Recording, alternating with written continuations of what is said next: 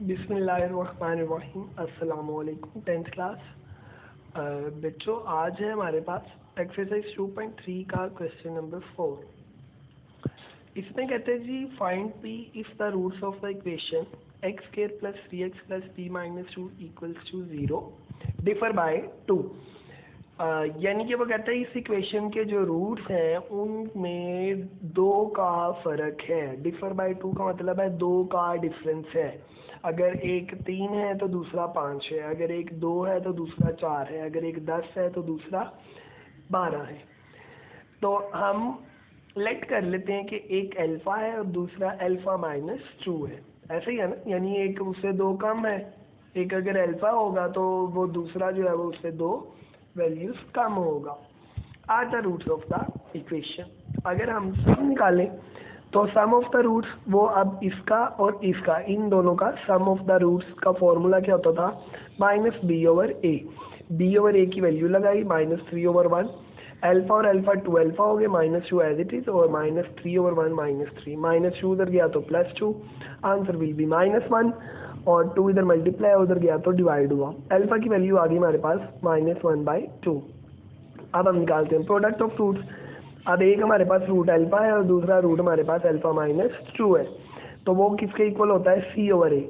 Alpha alpha से multiply हुआ तो अल्फा स्केयर, और अल्फा 2 से मल्टीप्लाई हुआ तो -2 अल्फा इक्वल टू सी की वैल्यू ये लिखी हुई है p-2/1, और वो 1 से डिवाइड होगा तो p-2 ही आएगा। ये अल्फा की वैल्यू जो हमने यहाँ निकाली है इसको यहाँ पुट कर दें। -1/2 का स्केयर 1/4, माइनस माइनस प्लस हो गया, 2 इक्वल्स टू p-2।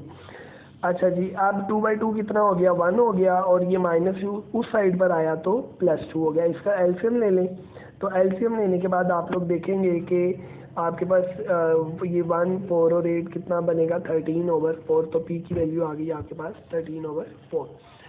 याद रखें, हमने p की वैल्यू फाइंड करनी थी इस क्वेश्चन के अंदर, ठीक है। ये यहाँ पर लिखा हुआ फाइंड p, इसलिए मैंने यहाँ पर दोबारा बता दिया कि p निकालना है आप लोगों ने। इसके बाद हमारे पास क्वेश्चन नंबर 5।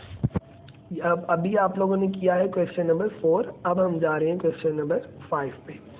क्वेश्चन नंबर 5 में कहते हैं जी find m if the roots of the equation x square plus 7x plus 3m minus 5 equal to 0 satisfy the relation 3 alpha minus 2 beta equals to 4। एक रिलेशन दिया गया है और इक्वेशन भी गिवन है। हम पहले इक्वेशन को सॉल्व करते हैं। हम कहते हैं जी if alpha beta are the roots of the equation, तो अल्फा प्लस बीटा की वैल्यू निकाली और अल्फा बीटा की निकाली। अल्फा प्लस बीटा -7 की इक्वल आया तो बीटा की वैल्यू निकालेंगे तो अल्फा उधर जाकर माइनस हो जाएगा, तो वो आ जाएगा आपके पास -7 माइनस अल्फा। इसको इक्वेशन 1 का नाम दे दें। फिर प्रोडक्ट ऑफ रूट निकालें तो अल्फा बीटा की वैल्यू आ जाएगी C over A, that is 3m-5/1। तो 3m माइनस अल्फा बीटा की वैल्यू आ गई 3m-5। अब हमें रिलेशन क्या गिवन है? 3 alpha minus 2 beta equal to 4, ये गिवन था। मैंने जो बीटा की वैल्यू निकाली है वो यहाँ पर पुट कर दी है।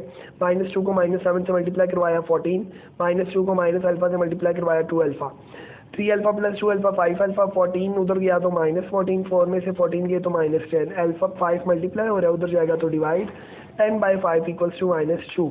अल्फा की वैल्यू आ गई -2। ये अल्फा की वैल्यू आप यहाँ पुट कर दे बीटा में, तो आपके पास -7 माइनस -2 आ जाएगा, माइनस माइनस +2 हो गया, -7 + 2 answer will be -5। So beta will be -5 and alpha is -2। Now put values of alpha beta in equation number 2. This one is equation number 2. Alpha beta is equal to 3m-5. Actually we have to find the value of m. ठीक है, तो alpha beta is equal to 3m-5, alpha equal to -2, beta equal to -5, multiply हो गए तो 10 आ गया, -5 उधर गया तो प्लस, 10 + 5 15, 3 मल्टीप्लाई उधर गया तो डिवाइड, 3/15/3 आंसर विल बी 5, 3 5 का 15। तो m इज इक्वल टू आपके पास क्या आ गया? 15 आ गया। तो बाकी क्वेश्चन भी सेम इसी तरह ही है। इसके जो बाकी 3 पार्ट्स हैं, 2 पार्ट रह गए। तो अगर इनमें कोई भी मसला आप लोगों को आए, आप लोग करें, इनको हल ज़रूर करें, सॉल्व करें अपने हाथ से। कोई मुश्किल पेश आया करे तो मेरे बच्चों पूछा करें, पढ़ा करें, पढ़ेंगे तो कामयाब होंगे। ठीक है, अल्लाह ताला आप सबको कामयाब करे। अपना ख्याल रखें। अल्लाह हाफिज़।